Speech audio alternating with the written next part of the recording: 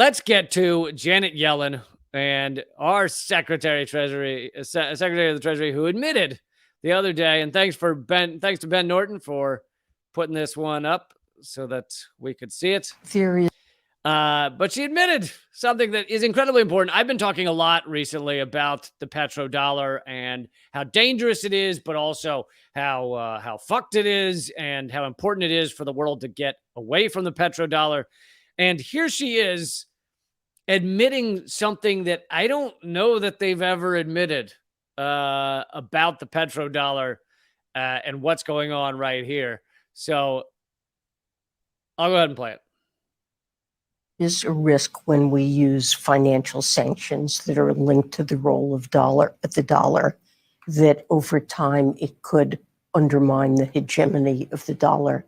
Of course, it does create a desire on the part of China, of Russia, of Iran to find an alternative. More than a quarter of the global population lives in countries that are targeted by U.S. sanctions.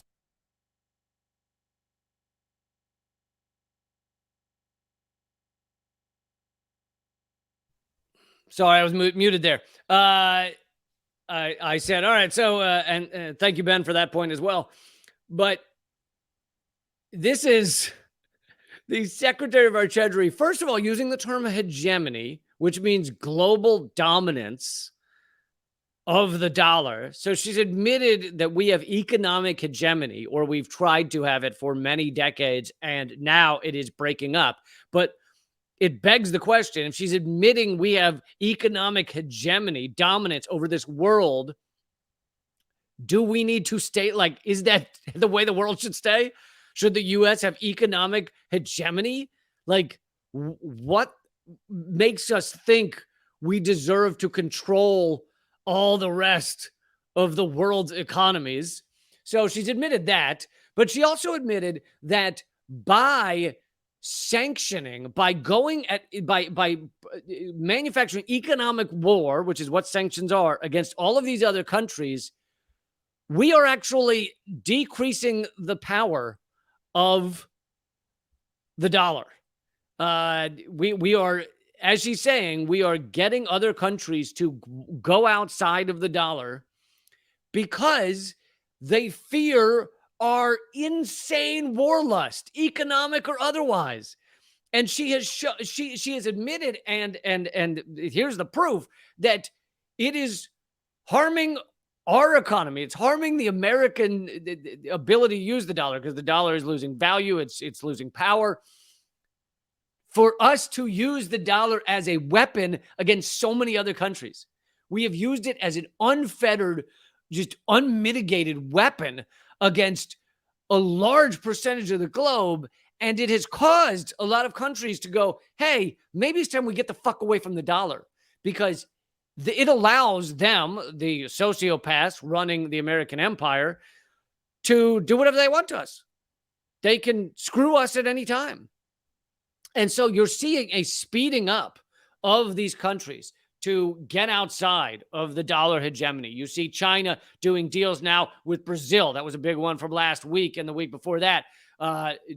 Doing deals now in yuan. You see them working with UAE, has just done a deal outside of the dollar, which UAE is supposedly a really close American ally. You have Saudi Arabia talking about doing deals outside of the dollar. Of course, you have, because of these sanctions put on Russia with the whole proxy war, you have Russia demanding rubles for their oil, which they're one of the biggest oil producers in the world. So now much of the deals are being done in rubles. And the U.S. has stolen billions of dollars because they have this ability. It's the global reserve currency, the U.S. dollar, which is the hegemony she's talking about. And so that means a lot of countries, when they have extra money, they keep it in dollars because the dollar doesn't fluctuate as much, right? It's a strong currency. But what makes it a strong currency? The fact that it is the petrodollar and the reserve currency. So as countries step away from that, it's going to fluctuate more. It's going to become less powerful. And here she is. I'll play her clip again. Here she is admitting that that's why countries are fleeing from it. I'll play it again. There is a risk when we use financial sanctions that are linked to the role of the dollar, that over time it could undermine the hegemony of the dollar. Of course, it does create a desire on the part of China, of Russia, of Iran to find an alternative. More than a quarter. So there it is again. It encourages countries to find an alternative and get the hell out of the dollar because we have used it as a weapon so much. Basically, it is her admitting that a lot of countries in the world are have realized they're in an abusive relationship, that the United States is an abusive spouse. We've been beating the shit out of these other countries for so long, and now they're like, you know what? What if we pack our things and get out of here? Truly amazing clip to see there that they're now admitting it.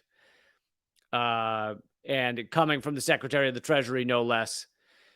But of course, and I'll keep repeating this, this world needs to end the petrodollar.